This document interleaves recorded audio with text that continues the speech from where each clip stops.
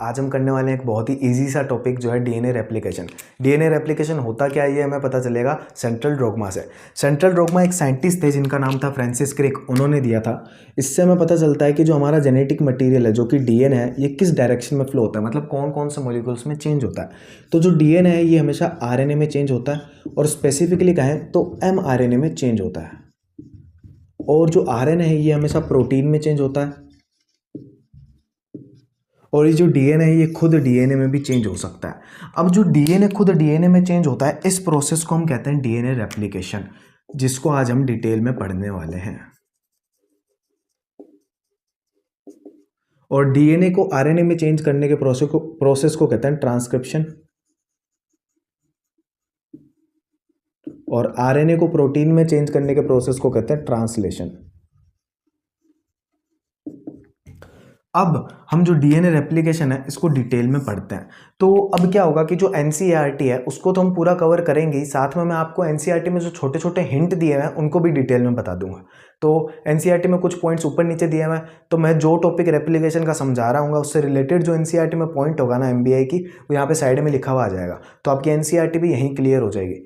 तो DNA replication के बारे में पहली बात हमें ध्यान रखनी है कि ये सेमी कंजर्वेटिव इन नेचर होता है। सेमी कंजर्वेटिव का मतलब होता है जब भी एक पेरेंटल डीएनए से दो डॉटर डीएनए बनेंगे, जब वो डबल होगा रेप्लिकेशन के बाद, तो उनमें एक एक स्ट्रैंड पेरेंटल डीएनए का होगा और एक एक न्यूली सिंथेसाइज्ड स्ट्रैंड होगा। मतलब एक स्ट्रैंड पेरेंटल डीएनए का हमेशा होगा उसके डॉटर स्ट्रैंड में। जैसे कि अगर ये एक पेरेंटल डीएनए है तो और इसमें रेप्लिकेशन हुआ और इससे ये डबल होके इसके दो स्ट्रैंड बने, तो एक एक स्ट्रैंड तो पेरेंटल ही रहेगा और एक एक इसके अंदर न्यूली फॉर्म्ड स्ट्रैंड आ जाएगा, और ये होता है semi conservative nature of DNA replication. अब डीएनए रेप्लिकेशन में हमें किन किन चीज़ों की ज़रूरत पड़ती है, मतलब कौन कौन से एंजाइम होता है और इसके सबस्ट्रेट के बारे में हम स्टडी करेंगे, फिर हम इसकी मशीनरी पे चलेंगे। तो एंजाइम्स में एनसीईआरटी ने दे रखा है कि इसके अंदर एक मेन एंजाइम होता है, इसी का जो मेन एंजाइम है वो है डीएनए डिपेंडेंट डीएनए पॉलीमरेज। तो पहले एंजाइम का नाम लिखते हैं जो है डीएनए डिपेंडेंट डीएनए पॉलीमरेज। अब इस नाम को हम समझते हैं क्योंकि आगे भी एंजाइम्स के नाम आएंगे ट्रांसक्रिप्शन वगैरह में, तो वहां पे हमें कंफ्यूजन ना हो इसलिए। तो यहाँ पे दो नाम से मिलकर बना है ये एंजाइम जो है डीएनए डिपेंडेंट और डीएनए पॉलीमरेज। तो डीएनए डिपेंडेंट का मतलब क्या है कि ये डीएनए को चेंज करेगा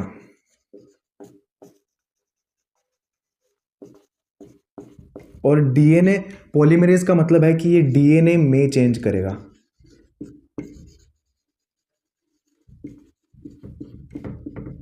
मतलब ये डीएनए को एज ए टेम्पलेट यूज करेगा और उसको रेप्लिकेट करके डबल स्टैंडर्ड डीएनए बनाएगा, मतलब डीएनए को डीएनए में ही चेंज करेगा।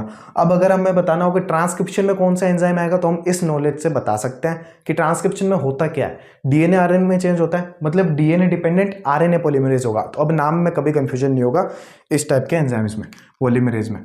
तो इसके बाद में एनसीईआरटी ने और एंजाइम्स के नाम नहीं दिए हुए हैं, उसने बस ऐसे मेंशन किया हुआ है कि और भी बहुत सारे एंजाइम्स होते हैं जिनकी ज़रूरत पड़ती है रेप्लिकेशन में, और उसने बस लास्ट में एक लाइगेज एंजाइम का नाम दिया हुआ है। बस ये दो ही नाम दिए हुए हैं, बट फिर भी मैं आपको नाम बताता हूँ और जब मशीनरी पढ़ेंगे तब वो क्या काम आता है वो भी बताता हूँ। सेकेंड एंजाइम है हेलिकेज, थर्ड एंजाइम है टोपोआइसोमरेज, फर्स्ट टोपोआइसोमरेज फर्स्ट, और फोर्थ है एसएसबी प्रोटीन, और फिफ्थ है प्रीमेज, और सिक्स्थ है लाइगेज जो कि एनसीईआरटी में भी गिवन है। अब जो डीएनए डिपेंडेंट डीएनए पॉलीमरेज है ये, और जो लाइगेज है, ये दो एंजाइम्स एनसीईआरटी ने दिए हुए हैं, तो ये तो आपको ध्यान रखने ही होंगे। अब जो डीएनए डिपेंडेंट डीएनए पॉलीमरेज है इसमें ऐसा क्या होता है कि ये जो हमारा रेप्लिकेशन है डीएनए का, उसमें मेन एंजाइम होता है। इसकी तीन प्रॉपर्टीज हमें ध्यान रखनी है। फर्स्ट प्रॉपर्टी की हाईली एफिशिएंट होता है,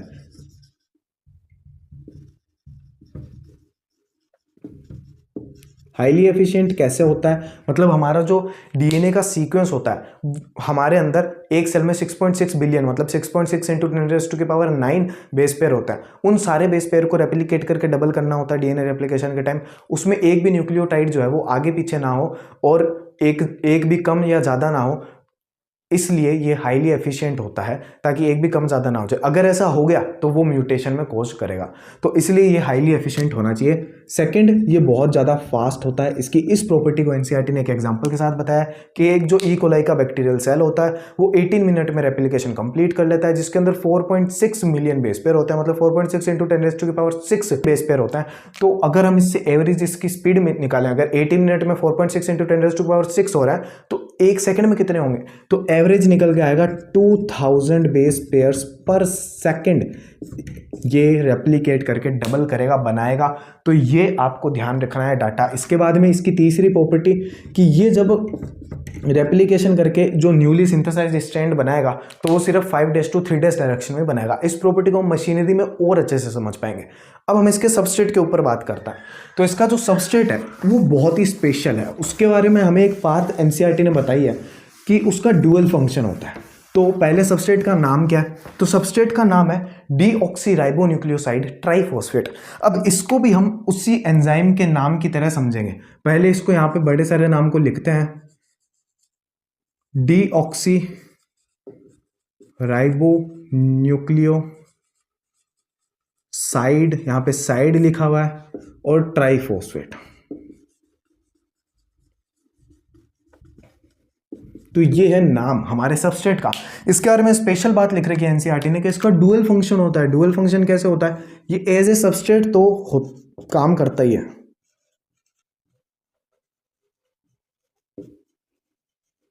और प्लस ये एनर्जी का सोर्स भी होता है, सोर्स ऑफ एनर्जी।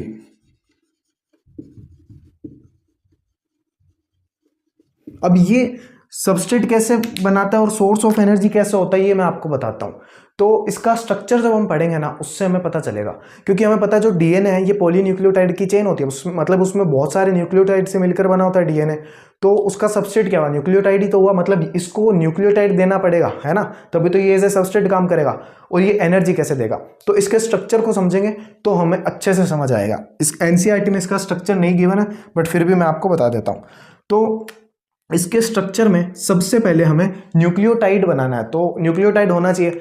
तो न्यूक्लियोटाइड कैसे बनता है, न्यूक्लियोसाइड प्लस फॉस्फेट ग्रुप से, और न्यूक्लियोसाइड कैसे, पेंटोज शुगर और नाइट्रोजनस बेस। तो सबसे पहले हम बनाते हैं एक पेंटोज शुगर, और पेंटोज शुगर भी कौन सी, डीऑक्सीराइबोस शुगर बनेगी यहाँ पे, क्योंकि डीऑक्सीराइबोन्यूक्लियोसाइड है। तो डीऑक्सी का मतलब क्या होगा, यहाँ पे OH होगा, बट यहाँ पे सिर्फ H होगा, यहाँ पे एक O मिसिंग होगा, इसीलिए इसको डीऑक्सी कह देंगे। अगर O होगा तो सिर्फ राइबो कहेंगे। तो इसके बाद में हम यहाँ पे इसका जो 5th कार्बन है वो बनाते हैं। तो ये हमने पेंटोज शुगर बना दी। यहाँ पे हमारा नाइट्रोजिनस बेस जुड़ेगा। तो ये हमने जो यहाँ पे स्ट्रक्चर बनाया है, ये यहाँ पे OH है, ठीक है। ये हमने जो स्ट्रक्चर बनाया है यही न्यूक्लियोसाइड। अब इसको न्यूक्लियोटाइड में चेंज करने के लिए फॉस्फेट ग्रुप जोड़ना पड़ेगा। फॉस्फेट ग्रुप कैसा होता है, कुछ इस तरीके से होता है। हम फॉस्फोरिक एसिड का स्ट्रक्चर बनाते हैं, उसी से फॉस्फेट निकलेगा। तो ये है फॉस्फोरिक एसिड का स्ट्रक्चर। अब ये यहाँ पे फॉस्फेट ग्रुप बनाएगा, ये जो OH है और ये OH है, H2O रिलीज होगा और यहाँ पे एस्टर बॉन्ड बनेगा। तो ये यहाँ पे O, यहाँ पे P डबल बॉन्ड O, और यहाँ पे अगर उस इन वाले H को हटाएंगे तो यहाँ पे O के ऊपर माइनस आ जाएंगे। तो ये फॉस्फेट ग्रुप हो गया हमारा। अब इसके बाद में ना हमें क्या ध्यान रखना है कि ये फॉस्फेट ग्रुप हो गया, यहाँ पे लिख रखा है ट्राइफॉस्फेट, मतलब इसमें ऐसे 3 फॉस्फेट होने चाहिए। तो इस फॉस्फेट ग्रुप को मैं P से डिनोट करता हूँ ताकि यहाँ पे कॉम्प्लेक्स ना हो जाए, ज़्यादा स्ट्रक्चर हम सिंपली समझ पाए। तो ये जो मैंने यहाँ पे बनाया था पूरा उसको P से डिनोट करूंगा, ठीक है। तो ये लिख दिया मैंने P।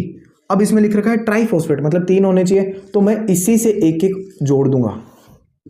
तो ये हो गए ट्राइफॉस्फेट। ये हमारे सबस्ट्रेट का स्ट्रक्चर बन चुका है, यही हमारा सबस्ट्रेट है डीऑक्सीराइबोन्यूक्लियोसाइड ट्राइफॉस्फेट। इसके अंदर ये एनर्जी कैसे प्रोवाइड कराएगा, एनसीईआरटी ने लिख रखा है कि जो टर्मिनल 2 फॉस्फेट होंगे वो हाईली एनर्जी कॉन्टेनिंग होंगे और वही एनर्जी प्रोवाइड करवाएंगे। बट रियलिटी में क्या होता है, इनके फॉस्फेट ग्रुप के बीच में जो बॉन्ड होते हैं इनमें एनर्जी होती है, क्योंकि एनर्जी हमेशा बॉन्ड के फॉर्म में होती है। तो ये जो फॉस्फेट ग्रुप फॉस्फेट्स के बीच का जो बॉन्ड होगा ना, सिर्फ उन्हीं में एनर्जी होगी, इसमें नहीं होगी एनर्जी। तो ये बात हमको ध्यान रखनी है। अब जैसे ही रेप्लिकेशन स्टार्ट होगा, ये हमारे डीएनए पॉलीमरेज के पास आएगा और यहाँ से इन दोनों बॉन्ड्स को ये ब्रेक करेगा। ये दोनों बॉन्ड ब्रेक होते हैं, यहाँ से एनर्जी रिलीज होगी और ये एनर्जी हमें जो भी फंक्शन परफॉर्म करना है रेप्लिकेशन में उसको फुलफिल करेगी, उसके रिक्वायरमेंट को। और ये जो दोनों बॉन्ड टूट जाएंगे तो टूटने के बाद ये जो दोनों फॉस्फेट अलग हो जाएंगे, तो बचा क्या, ये वाला स्ट्रक्चर, ये क्या है, न्यूक्लियोटाइड। अब इन्हीं न्यूक्लियोटाइड के अंदर अलग अलग आपके ऐसे ही न्यूक्लियोटाइड जुड़ते जाएंगे और एक डीएनए की चेन बना लेंगे। ठीक है, तो अब हमने इसके स्ट्रक्चर को भी समझ लिया कि ये एज ए सबस्ट्रेट कैसे, जो लास्ट में बचा वो सबस्ट्रेट था और सोर्स ऑफ एनर्जी कैसे था। इसके नाम को भी अब हम कभी नहीं बोलेंगे क्योंकि इसके स्ट्रक्चर को हमने इसके नाम से ही बनाया। तो अब हम जो रेप्लिकेशन का प्रोसेस है उसे स्टार्ट करते हैं। तो रेप्लिकेशन जो है हमारा कैसे होगा इनिशिएट, तो हमारे डीएनए के स्ट्रैंड को हमें अलग करना पड़ेगा, क्योंकि डीएनए के स्ट्रैंड को हम अलग करेंगे तभी तो उसके कॉम्प्लीमेंट्री न्यूक्लियोटाइड जोड़ जोड़ के उसको डबल स्ट्रैंडेड बना पाएंगे। तो हम हमारे डीएनए को थ्रू आउट द लेंथ अलग नहीं कर सकते क्योंकि उसमें बहुत ज़्यादा एनर्जी की रिक्वायरमेंट होगी और वो हमारे लिए बहुत एक्सपेंसिव होगा और हम प्रोवाइड नहीं करवा सकते इतनी एनर्जी। तो क्या होता है, एक छोटी सी जगह से हमारा जो डीएनए का स्ट्रैंड है उसको ओपन किया जाता है। तो जैसे कि ये एक डीएनए है, जैसे कि ये एक डीएनए है, इसके अंदर एक स्पेसिफिक सीक्वेंस होगा जहां से ओपन किया जाएगा छोटी सी जगह से। उस सीक्वेंस को कहेंगे ओरिजिन ऑफ रेप्लिकेशन, और शॉर्ट में उसको हम लिख सकते हैं ओरी साइट। तो मान लो ये एक ओरी साइट है, ये डीएनए में कहीं बीच में होगी। तो इस जगह पे हमारा फर्स्ट एंजाइम जो मैंने आपको बताया था हेलिकेज, वो अब यहां पे काम करेगा। अब हेलिकेज आएगा, यहाँ पे काम करेगा और इसको खोलेगा। कैसे खोलेगा, जो दोनों हमारी जो स्ट्रैंड है उनके बीच के हाइड्रोजन बॉन्ड्स को ये ब्रेक करेगा और ये खोल देगा इसको। तो अब ये खुलने के बाद कैसे दिखेगा, ये कुछ इस तरीके से दिखेगा। ठीक है, तो अब यहाँ पे हमारे हेलिकेज के दो मॉलिक्यूल लगेंगे क्योंकि इस साइड से भी खोलेगा वो और इस साइड से भी खोलेगा। ये हेलिकेज है, ठीक है, ऐसे लिख देता हूं मैं, ये हेलिकेज है, ऐसे दोनों तरफ से इसको खोलता हुआ जाएगा, हाइड्रोजन बॉन्ड को ऐसे तोड़ता तोड़ता तोड़ता आगे जाएगा। अब यहाँ पे आएगा दूसरा एंजाइम जो है हमारा एसएसबी प्रोटीन, मैंने आपको बताया था वो आएगा पहले। ठीक है, तो यहाँ पे एसएसबी प्रोटीन इस सिंगल स्ट्रैंडेड हुए हुए डीएनए के ऊपर आ जाएगा और जुड़ जाएगा। अब मैं यहाँ पे इनके फंक्शंस यहाँ पे लिखूंगा नहीं क्योंकि मैं बस आपको बता दूंगा, क्योंकि एनसीईआरटी में भी इतने अच्छे से नहीं दिया हुआ, मतलब उसमें तो दिया हुआ ही नहीं है। तो ये क्या करेगा एसएसबी, ये डीएनए के सिंगल स्ट्रैंड को मेंटेन करेगा। ठीक है, वापस हाइड्रोजन बॉन्ड ना बन जाए और डबल स्ट्रैंडेड ना हो जाए, ऐसा नहीं होने देगा ये। अब हमारा जो तीसरा एंजाइम है वो आएगा यहाँ पे और वो यहाँ पे आके जुड़ेगा, जो कि मैंने आपको बताया था टोपो आइसोमरेज फर्स्ट।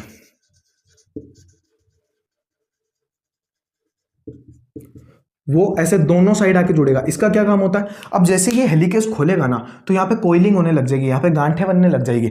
और अगर हमने यहाँ से कोइलिंग को नहीं रोका तो एक टाइम आएगा जब ये हेलिकेज आगे बढ़ ही नहीं पाएगा, है ना, एकदम टाइट हो जाएंगे यहाँ से। तो ये क्या करता है टोपो आइसोमरेज फर्स्ट, ये यहाँ पे जो फॉस्फोडाइएस्टर बॉन्ड है उसको तोड़ता है और सुपर कोइलिंग को डिक्रीज करता है, ये इसका काम होता है। तो अब हमने ये जो छोटा सा पोर्शन खुला है ना, इसको हम क्या कहते हैं, इसको हम कहते हैं रेप्लिकेशन फोर्क। मैं ऐसे लिख देता हूं और ये है रेप्लिकेशन फोर्क।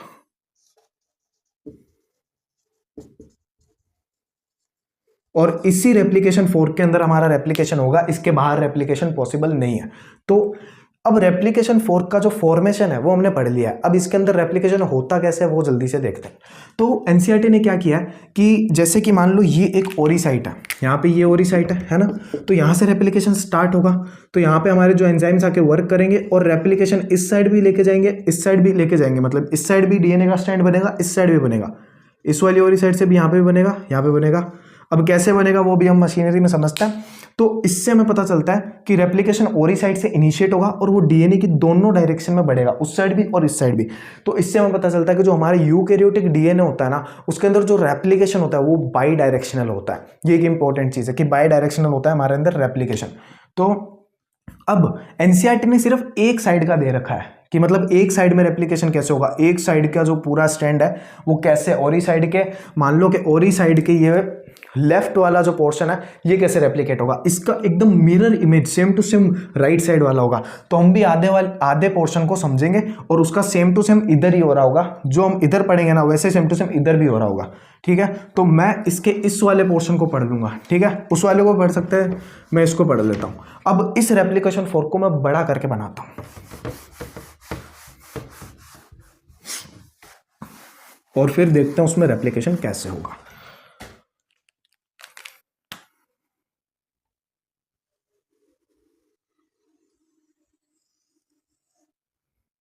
ये मैंने रेप्लिकेशन फोर्क को बड़ा कर दिया। ठीक है, अब इसके अंदर जो डीएनए का स्ट्रैंड है, हमें पता है कि एंटी पैरेलल होते हैं दोनों आपस में। एक अगर एंड 3' to 5' होगा तो दूसरा 5' to 3' होगा। तो अगर मान लेते हैं कि ये वाला एंड हमारा 5' है, अगर ये 5' है मतलब इसके एंड पे फॉस्फेट ग्रुप हमें मिल रहा है फ्री एंड पे, इसलिए इसको 5' कह दिया। ठीक है, तो ये वाला जो एंड होगा ये 3' हो गया, ये 3' है तो ये 5' और ये 3' होगा। तो यहाँ पे ये 5' लिख देते हैं और यहाँ पे हम ये 3' लिख देते हैं। तो ये दो स्ट्रैंड होंगे डीएनए के। अब इन दोनों स्ट्रैंड में जो रेप्लिकेशन है वो अलग अलग तरीके से होगा। कैसे होगा, अब मैं आपको वो वाली प्रॉपर्टी समझाऊंगा हमारे डीएनए पॉलीमरेज एंजाइम की। इसका जो हमारा कॉम्प्लीमेंट्री स्ट्रैंड बनेगा वो इस डायरेक्शन में बनेगा, सेम टू सेम ऐसा उस साइड भी हो रहा होगा। ठीक है, तो इसका जो कॉम्प्लीमेंट्री स्ट्रैंड होगा वो 3' to 5' बनेगा, क्योंकि चलाना तो एंटी पैरेलल होगा ना, तो ये 3' to 5' बनेगा। बट इसका क्या बनेगा, इसका बनेगा 5' to 3'। अब मैंने बताया था कि जो डीएनए पॉलीमरेज है वो सिर्फ 5' to 3' ही बनाएगा। इसका मतलब ये इस डायरेक्शन में तो वो बनाएगा, बट इस डायरेक्शन में तो वो बनाना पॉसिबल ही नहीं है, 3' to 5' में नहीं काम करेगा वो। तो अब इन दो तरीके के सिंथेसिस होंगे, इसका मतलब यहाँ पे उनको अभी हम पढ़ेंगे कैसे होंगे वो दोनों। बट मैं पहले आपको बता देता हूँ कि ये वाला जो सिंथेसिस होगा इस वाले स्टैंड पे वो होगा कंटिन्यूअस सिंथेसिस।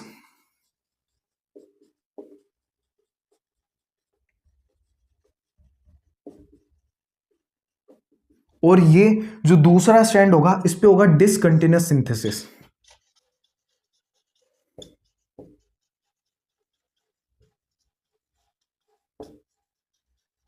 अब सबसे पहले हम समझते हैं कंटिन्यूअस सिंथेसिस को, क्योंकि ये इजी होता है। ठीक है, फिर बाद में डिसकंटिन्यूअस थोड़ा सा जो कॉम्प्लेक्स है, बिल्कुल थोड़ा सा है, वो भी ज्यादा नहीं है, उसको हम देख लेंगे। तो कंटिन्यूअस सिंथेसिस में क्या होगा, सबसे पहले एनसीईआरटी ने एक पॉइंट दे रखा है जो कि बहुत इंपॉर्टेंट है, कि जो डीएनए पॉलीमरेज है ना वो खुद इटसेल्फ रेप्लिकेशन को इनिशिएट नहीं कर सकता। उसने बस ऐसे लिखा, अब होता कैसे है इनिशिएट वो नहीं दे रखा। तो मैं आपको बताता हूं कैसे होता है। यहां पे सबसे पहले हमारा एक एंजाइम आएगा जो कि मैंने आपको बताया था प्रीमेज, ये है प्रीमेज, और ये यहां पे एक प्राइमर का फॉर्मेशन करेगा जिसको हम कहेंगे आरएनए प्राइमर। ठीक है, आरएनए प्राइमर का फॉर्मेशन करेगा। अब ये आरएनए प्राइमर क्या है, ये इस वाले ये जो सीक्वेंस है यहां से यहां तक का, इसके कॉम्प्लीमेंट्री न्यूक्लियोटाइड से मिलकर बना है। और आरएनए प्राइमर है, इसका मतलब थाइमिन की जगह जो यहां पे यूरासिल आएगा। ठीक है, तो ये आरएनए प्राइमर हमारा बना देगा प्रीमेज। अब ये प्रीमेज यहां से हटेगा। ठीक है, ये प्रीमेज यहां से हट जाएगा, ये आरएनए प्राइमर यहां पे लगा हुआ रहेगा। अब हमारा जो मेन एंजाइम है वो आएगा जो है डीएनए डिपेंडेंट डीएनए पॉलीमरेज, वो यहाँ पे लगेगा और यहाँ पे आएगा, और यहाँ से हमारा डीऑक्सीराइबोन्यूक्लियोसाइड ट्राइफॉस्फेट जो हमारा सबस्ट्रेट है वो आएगा, वो एनर्जी रिलीज करेगा जो कि हमारा बॉन्ड फॉर्मेशन में हेल्प करेगा।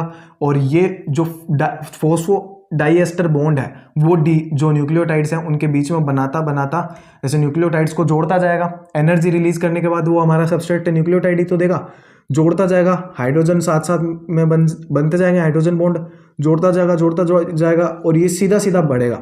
ये कौन सी डायरेक्शन हो जाएगी, 5' to 3'। ये हाइड्रोजन बॉन्ड भी साथ साथ में बनते रहेंगे। तो ये हमारा इसने यहाँ पे कंटिन्यूस सिंथेसिस कर दिया, मतलब एकदम एक प्राइमर के ऊपर जुड़ा और कंटिन्यूस किया, और यहाँ पे एक ही प्रीमेज, एक ही प्राइमर और एक ही हमारा डीएनए पॉलीमरेज का यूज हुआ। अब डिसकंटिन्यूस में क्या होगा, इसमें थोड़ा सा डिफरेंट प्रोसेस होता है। अब ऐसे तो हो नहीं सकता कि इसके अंदर ऐसे बढ़ रहा है तो इसमें हम ऐसे बढ़ा दें, क्योंकि इसमें सेम टू सेम उस साइड भी तो हो रहा होगा। यहाँ पे हेलिकेज एंजाइम जुड़ा हुआ है, वो उसको आगे बढ़ाता जा रहा है। अब मैंने जो रेप्लिकेशन फोर्क के फॉर्मेशन में आते हैं वो एंजाइम यहाँ पे लगे हुए हैं बट बनाए नहीं है। ठीक है, तो क्योंकि वो पहले ही बता दिया। यहाँ पे हेलिकेज लगा वो आगे बढ़ेगा, तो उसके साथ साथ रेप्लिकेशन फोर्क के साथ साथ इनको आगे बढ़ना पड़ेगा। ये रेप्लिकेशन फोर्क है ना, दोनों तरफ से खुलती जाएगी खुलती जाएगी खुलती जाएगी, एक टाइम पे एंड पे पहुंच जाएगी और दोनों डीएनए के जो स्ट्रैंड है वो अलग हो जाएंगे। तो ये कंटिन्यूस सिंथेसिस हो गया। अब डिसकंटिन्यूस में क्या होगा, जैसे ये जो हमारा इस साइड का सिंथेसिस यहाँ पे बढ़ेगा, यहाँ पे क्या होगा, एक प्राइमर आके जुड़ेगा, प्रीमेज यहाँ पे आके प्राइमर बनेगा, प्रीमेज वापस नहीं बनाऊंगा मैं, तो यहाँ पे प्राइमर बनेगा। अब यहाँ पे हमारा जो डीएनए पॉलीमरेज है वो आके जुड़ेगा और वो यहाँ पे इस डायरेक्शन में सिंथेसिस करेगा, एकदम छोटे छोटे पीसेस में सिंथेसिस करेगा, एकदम छोटे छोटे। ये जैसे ये ऐसे डायरेक्ट सीधा जाएगा, बट इसमें क्या होगा, ऐसे ऐसे ऐसे ऐसे, मतलब ये बैक गया, फिर यहाँ पे ऐसे, फिर ऐसे, ठीक है, इस तरीके से आगे बढ़ेगा। तो ये यहाँ पे सिंथेसिस करेगा। अब यहाँ पे क्या होगा, एक और प्रीमेज आएगा, एक और आरएनए प्राइमर बनाएगा, एक और डीएनए पॉलीमरेज आएगा और वो इसके ऊपर लगेगा और यहाँ पे डीएनए का सिंथेसिस करेगा। ये कौन सी डायरेक्शन होगी, 5' to 3', 5' to 3'। तो इसकी कंडीशन भी सेटिस्फाई हो गई, ठीक है, क्योंकि ये 3' to 5' करने के लिए साफ साफ मना कर देता, इसलिए इसकी ये कंडीशन सेटिस्फाई करनी बहुत ज़रूरी है। अब यहाँ पे एक और प्रीमेज आएगा, एक और प्राइमर बनाएगा और यहाँ पे वापस हमारा ये डीएनए पॉलीमरेज आके जुड़ेगा, दूसरा वाला, ये यहाँ पे आके इस डायरेक्शन में सिंथेसिस करेगा। तो ये वापस 5' to 3' हो गई। ऐसे बहुत सारे लगते जाएंगे, ये इस तरीके से होता रहेगा, ये डायरेक्ट होता रहेगा। अब क्या हो गया, इसके अंदर बीच में जो प्राइमर है उसके सीक्वेंस भी आ गए, इसीलिए जो डिसकंटिन्यूस सिंथेसिस वाला ये जो स्ट्रैंड होता है ना, इसको हम लैगिंग स्ट्रैंड भी कहते हैं, ठीक है। ये एनसीईआरटी में नहीं दिया हुआ है नाम, बट मैंने आपको बता दिया लैगिंग कहते हैं, क्योंकि इसके लैग आते हैं बीच में प्राइमर के हमारे सीक्वेंस आते हैं, बट इसको लीडिंग स्ट्रैंड कहते हैं। इसमें कोई भी दिक्कत नहीं है, ये सीधा सीधा बनता जाता है। अब यहाँ पे क्या होता है, इन प्राइमर्स को हमें हटाना होगा, क्योंकि हमें तो डीएनए का ही कॉम्प्लीमेंट्री चाहिए, क्योंकि ये तो आरएनए प्राइमर है। अगर ये डीएनए प्राइमर होता, मतलब डीएनए मतलब यहाँ पे थाइमिन ही होता तो फिर ठीक था, बट यहाँ पे आरएनए है, मतलब इसको तो हमें हटाना पड़ेगा। हमें डीएनए का ही डबल स्टैंडर्ड चाहिए, तभी तो सेम होगा, नहीं तो सेम बनेंगे नहीं, कॉपी दो। तो यहाँ पे क्या होगा, एक एक्सोन्यूक्लियस नाम का एंजाइम आएगा, वो इसको काटेगा। एक्सोन्यूक्लियस का नाम आपको ध्यान रखने की जरूरत नहीं, बट फिर भी मैंने बता दिया, क्योंकि नाम बताएंगे तो आपको ज़्यादा अच्छे से समझ आएगा। तो यहाँ पे एक्सोन्यूक्लियस आएगा और इनको काट देगा। अब ये जो प्राइमर है ये अलग हो जाएंगे, यहाँ से प्राइमर अलग हो जाएंगे, एक्सोन्यूक्लियस आके इनको काटेगा और प्राइमर अलग हो जाएंगे। ये हमारे प्राइमर अलग हो गए। अब हमारे ये जो फ्रेगमेंट्स बचे हैं, इनको हम क्या कहते हैं, इनको हम ओकाजाकी फ्रेगमेंट भी कहते हैं। ये भी एनसीईआरटी में नहीं दिया, फिर भी बता दिया, इनको ओकाजाकी फ्रेगमेंट कहते हैं। अब क्या होता है, यहाँ पे हमें डीएनए की फिलिंग करनी पड़ेगी, है ना, ऐसा तो हम इसको छोड़ नहीं सकते। तो अब यहाँ पे क्या होगा, एक और यहाँ पे पॉलीमरेज एंजाइम यहाँ पे आएगा। रियलिटी में क्या होता है, जो डीएनए पॉलीमरेज एंजाइम होता है ना, ये भी 3 तरीके के होते हैं, DNA polymerase first, second, third. जो यहाँ पे ये वाला है ना, और ये वाला जो इसने बनाया, ये हमारा थर्ड था, ठीक है, जो कि प्राइमर की मदद चाहिए होती है उसको। बट जो डीएनए पॉलीमरेज फर्स्ट है ना, उसको प्राइमर की जरूरत नहीं पड़ती, उसको सिर्फ इस वाले स्ट्रैंड की जरूरत पड़ती है, इस डीएनए के स्ट्रैंड की। तो ये वाला जो किया, ये थर्ड ने किया, और ये वाला अब फर्स्ट करेगा, जो फिलिंग करेगा वो फर्स्ट यहाँ पे आके जुड़ेगा और वो इसका यहाँ पे सिंथेसिस करेगा। आप सिर्फ डीएनए पॉलीमरेज ध्यान रख लो, मैंने आपको बता दिया ताकि आपको कंफ्यूजन नहीं हो कि अब वहाँ पे प्राइमर बना था, यहाँ पे वापस प्राइमर नहीं बनेगा। तो अब यहाँ पे ये आके जुड़ेगा और इस डायरेक्शन में इसकी फिलिंग करेगा। यहाँ पे वापस डीएनए पॉलीमरेज फर्स्ट आके जुड़ेगा और इस डायरेक्शन में फिलिंग करेगा। तो इस तरीके से फिलिंग हो जाएगी, बट फिलिंग हो जाएगी ना, फिर भी ये वाले यहाँ से जुड़े हुए नहीं होंगे। अब एनसीईआरटी ने जो लास्ट एंजाइम बताया, जो कि है लाइगेज, वो यहाँ पे आएगा और लाइगेज अपना काम करेगा, वो लाइगेशन करेगा, जोड़ेगा। ये जो पॉलीमरेज फर्स्ट और जो थर्ड है उनसे बने हुए स्ट्रैंड्स को ऐसे जोड़ देगा लाइगेज एंजाइम, यहाँ पे काम करेगा लाइगेज, ये जोड़ देगा, ठीक है। तो अब ये भी इंपॉर्टेंट चीज है कि लाइगेज कौन से स्ट्रैंड पे काम करेगा, जो डिसकंटिन्यूअस सिंथेसिस वाले स्ट्रैंड पे लाइगेज काम करेगा, ठीक है। तो ये भी इंपॉर्टेंट है, ये इनको जोड़ेगा, वहां पे जोड़ने की जरूरत नहीं, यहाँ पे तो कंटिन्यूअस बन रहा है। तो ये हमारा जो डीएनए का रेप्लिकेशन है इस तरीके से आगे बढ़ेगा और ये ऐसे आगे बढ़ता जाएगा और बढ़ता जाएगा। एक टाइम आएगा जब ये यहाँ पे पहुंच जाएगा, दोनों अलग हो जाएंगे। अब हमारा जो रिजल्टेंट 2 स्ट्रैंड बनेंगे वो कैसे बनेंगे, ये जो ऊपर वाला स्ट्रैंड है एक ये बनेगा, एक ये नीचे वाला जो रेड हो गए। अब जो ग्रीन वाले है न्यूली सिंथेसिस, वो इस तरीके से बन जाएंगे। तो अब ये हमारा सेमी कंजर्वेटिव नेचर भी प्रूव हो गया। तो ये हमारा रेप्लिकेशन कंप्लीट हो चुका है। अब हमें ध्यान रखना है कि जो रेप्लिकेशन है ये हमारे सेल साइकिल की कौन सी स्टेज में होता है। ये होता है हमारी सेल साइकिल की एस फेज में। अगर हमने सेल साइकिल चैप्टर पढ़ा है तो हमें पता है क्योंकि एस फेज में जो जेनेटिक मटेरियल है वो डबल होता है, यहाँ पे लिखा है, मतलब एस फेज में रेप्लिकेशन होता है। तो बट फिर भी हमें डायरेक्ट ध्यान रखना है क्योंकि यहाँ पे एमबीए की एनसीईआरटी में भी दिया हुआ है। तो ये जो डीएनए रेप्लिकेशन है ये एस फेज में होता है, ये इंपॉर्टेंट चीज है, ठीक है। अब इसके बाद में एक चीज ध्यान रखनी है कि जो डीएनए रेप्लिकेशन है और जो सेल डिवीजन है ये एकदम पैरेलल प्रोसेस होते हैं, एकदम साथ साथ में चलते हैं। मतलब डीए जो सेल साइकिल है उसके स्पेसिफिक एक स्टेज पे इसके एक स्पेसिफिक स्टेप ही होगा। इसका मतलब ये है अगर बिल्कुल भी आगे पीछे हो गया तो माल फंक्शन आ सकता है। और इसका एक एनसीईआरटी ने एग्जाम्पल भी दिया है, अगर डीएनए रेप्लिकेशन कंप्लीट हो गया और उसके बाद में सेल डिवीजन हुआ ही नहीं है ना, तो उस कंडीशन को हम कहेंगे पॉलीप्लॉइडी। डीएनए रेप्लिकेशन होता क्यों है? ताकि जेनेटिक मटेरियल डबल हो और जब सेल डिवाइड होकर दो डॉटर सेल बनाए उनके अंदर सेम टू सेम उतना ही डीएनए रहे। बट अगर डीएनए रेप्लिकेट हो गया, डबल हो गया, बट सेल डिवाइड ही नहीं हुई, तो उस कंडीशन को कहेंगे पॉलीप्लॉइडी। तो ये यहाँ पे मैंने इसको कंप्लीट कर दिया रेप्लिकेशन को। बट एनसीईआरटी में एक ओरिसाइट के बारे में एक और इंपॉर्टेंट चीज़ दे रखी है जो कि हमें ध्यान रखनी है, ठीक है। वो बायोटेक से रिलेटेड है बट फिर भी बता देता हूँ। उसमें बता रखा है ओरिसाइट का सिग्निफिकेंस इन वेक्टर। उसमें क्या होता है, हमारी एक रिकॉम्बिनेंट डीएनए टेक्नोलॉजी होती है जिससे हम एक एलियन जो डीएनए है उसको होस्ट सेल के अंदर डालते हैं, वहाँ पे वो आरएनए में चेंज होता है, आरएनए प्रोटीन में चेंज होता है, प्रोटीन हमारा डिजायर्ड प्रोडक्ट होता है। हमें डिजायर्ड प्रोडक्ट बनाना होता है उस टेक्नोलॉजी से। उसमें क्या होता है, हम जो एलियन डीएनए डालते हैं ना वो हमेशा वेक्टर से अटैच करके क्यों डालते हैं? क्योंकि वेक्टर के अंदर एक ओरिसाइट होती है। एलियन डीएनए में अगर ओरिसाइट नहीं हुई, क्योंकि उसमें हो भी सकती है नहीं भी हो सकती, अगर नहीं हुई तो वहाँ पे जाएगा और वो रेप्लिकेशन होगा ही नहीं, तो हमें हमारा डिजायर्ड प्रोडक्ट नहीं मिलेगा। बट जो वेक्टर है उसमें ऑलवेज ओरिसाइट प्रेजेंट होगी, तो उसके साथ जोड़ के डालेंगे ना तो वेक्टर का तो डीएनए रेप्लिकेट होगा, उसके साथ साथ एलियन जो हमारा डीएनए है उसको भी रेप्लिकेट कर देगा और वो खुद को एक्सप्रेस करेगा और हमें अपना प्रोडक्ट मिल जाएगा डिजायर्ड। तो ये ओरिसाइट का सिग्निफिकेंस भी मैंने आपको बता दिया। मुझे तो ये टॉपिक बहुत ईजी लगता है रेप्लिकेशन, अगर इसको समझ के करें, अगर नामों को समझ लें तो मुझे लगता है आपको भी ईजी लगा होगा। तो मुझे उम्मीद है ये वीडियो आपके लिए हेल्पफुल रही होगी। Thank you.